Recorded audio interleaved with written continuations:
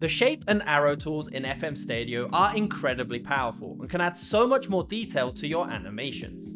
Let's start with the shape tool. By clicking on the gear icon, we can see there are three main tools: the polygon, the rectangle, and the ellipse. In this menu, we can change the look of every shape we want to place. We can change the border width, the area opacity, and the color. You may notice how there are two separate lines for the colors. The bottom row is standard basic colors, while the top row is connected to the teams you have selected. For example, here my team 1 is Chelsea, so the color is associated to Chelsea. If I change team 1 to Liverpool, then the color changes to match Liverpool. This is a great feature that means you don't have to search for the perfect color to match the team.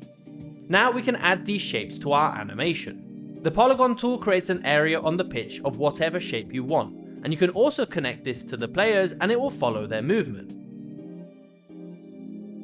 While you can use the rectangle or ellipse to create perfect shapes, and connect the ellipse to a player to highlight their movement.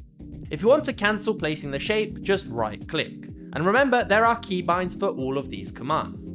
If you've placed a shape and want to change its properties, you can simply right click to open the settings menu and change what you want of that individual shape.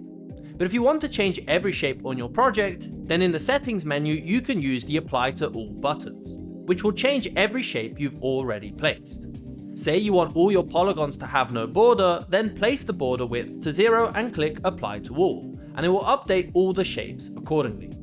Now we move on to arrows. In here we have a standard straight arrow, the curved arrow, and the poly arrow. The standard arrow is perfect for highlighting a straight run or pass, but by removing the pointer, it can also be used to either connect two players or place lines across the pitch.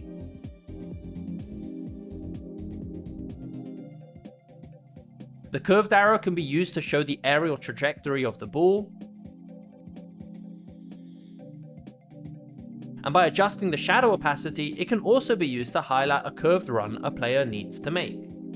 Finally, the poly arrow is for making an arrow as long as you want, to highlight a sequence of movements or passes. Just double click to stop placing. Again, by connecting this to players and removing the pointer, it can be used to highlight team lines or formations. Just like with shapes, all these can be edited after being placed or changed in bulk with the apply to all buttons. Finally, we can start animating our shapes as well. Let's say I want to highlight the team formation.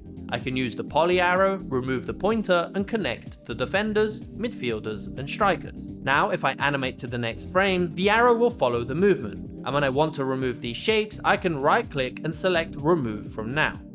And by previewing the animation, I can now see the whole movement of the shapes and arrows. In the next video, I'll show you how you can use training equipment to set up the perfect session for your players.